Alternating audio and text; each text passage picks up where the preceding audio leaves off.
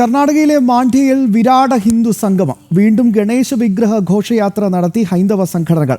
മുമ്പ് നടത്തിയ ഘോഷയാത്രയ്ക്ക് നേരെ ജിഹാദികൾ കല്ലെറിഞ്ഞിരുന്നു. പ്രതികളെ സംരക്ഷിച്ച കർണാടക സർക്കാർ വോട്ട് ബാങ്ക് രാഷ്ട്രീയം കളിക്കുകയാണെന്ന് BJPയും കുറ്റപ്പെടുത്തി. മാണ്ഡ്യയിലെ മധൂർ നഗരത്തിലെ സിദ്ധാർത്ഥ് നഗറിലാണ് ഹൈന്ദവ സംഘടനകളുടെ നേതൃത്വത്തിൽ ഗണേശ വിഗ്രഹ നിബഞ്ജന ഘോഷയാത്ര നടത്തിയത്.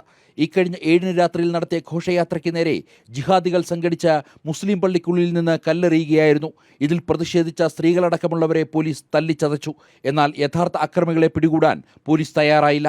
ഈ സാഹചര്യത്തിലാണ് മധൂർ നഗരത്തിൽ ഹൈന്ദവ സംഘടനകളുടെ നേതൃത്വത്തിൽ ഇന്ന് വീണ്ടും ഗണേശ വിഗ്രഹ നിബഞ്ജന ഘോഷയാത്ര നടത്തിയത്. ഘോഷയാത്രയ്ക്ക് നേരെ ഉണ്ടായത് ആസൂത്രിത അക്രമമാണെന്നും കല്ലെറിഞ്ഞവർക്കെതിരെ ഗുണ്ട ആക്ട് അടക്കം ചുമത്തി കേസെടുക്കണമെന്നും BJP നേതാവ് R. അശോക് ആവശ്യപ്പെട്ടു.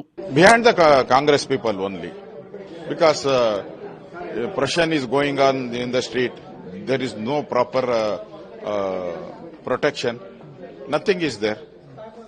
So after Siddaramaiah coming the government in Karnataka, everywhere, not in here, all over Karnataka happening this stone throwing on Ganpati festival.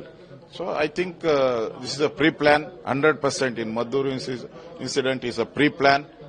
The Congress people provokes only Siddaramaiah. They're taking the cases against all Muslims. ഹിന്ദുക്കൾക്ക് മസ്ജിദിന് മുന്നിലൂടെ പ്രദക്ഷിണം നടത്താൻ പോലും അനുവദിക്കുന്നില്ലെന്ന് പറഞ്ഞ BJP സംസ്ഥാന അധ്യക്ഷൻ BY വിജയേന്ദ്ര കർണാടകയിൽ എന്താണ് നടക്കുന്നതെന്ന ചോദ്യവും ഉയർത്തി.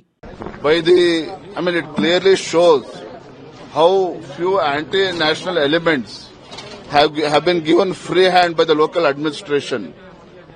Our local Hindus, they are not allowed to take procession before the masjid. What's happening in Karnataka? And there is a complete failure on the part of the police department. Also, intelligence failure is there. കഴിഞ്ഞ 7-ന് മാണ്ഡ്യയിലെ മധൂർ നഗരത്തിലെ സിദ്ധാർത്ഥ് നഗറിൽ നിന്നും ആരംഭിച്ച ഗണേശ വിഗ്രഹ ഘോഷയാത്ര റാം റഹീം നഗരം കടന്നതും റോഡരികിലെ മുസ്ലിം പള്ളിയിൽ നിന്ന് അപ്രതീക്ഷിതമായി കല്ലെറിയുകയായിരുന്നു. ഏറെ നേരം നീണ്ടുനിന്ന ആക്രമണത്തിൽ നിരവധി ഭക്തർക്ക് പരിക്കേറ്റു. ജനം, ഡൽഹി.